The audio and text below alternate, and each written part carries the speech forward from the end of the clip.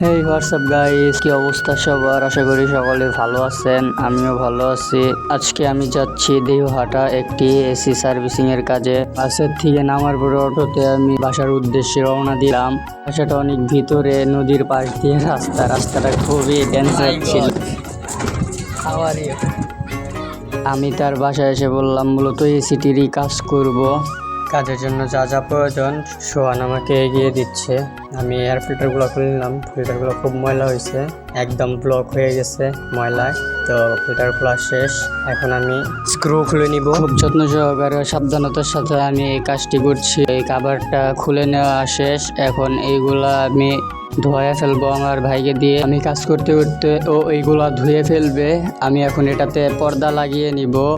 দেখুন আগে কি পরিমাণ ময়লা হয়েছে, আমি আপনাদের দেখাচ্ছি। কিছু গুরুত্বপূর্ণ কথা, এরকম যদি ময়লা হয় সে কারণে আপনার বিদ্যুৎ বিলটিও বেশি আসবে, এসির কম্প্রেসারেও অনেকটা চাপ পড়বে। তাই যত সম্ভব তাড়াতাড়ি ক্লিন করিয়ে ফেলুন। দেখুন এই যে পর্দাটি লাগিয়ে নিলাম। প্রত্যেক বছর 2টা মাস্টার সার্ভিস বা 4টা নর্মাল সার্ভিস নিলে আপনার এসিটি ভালো থাকবে।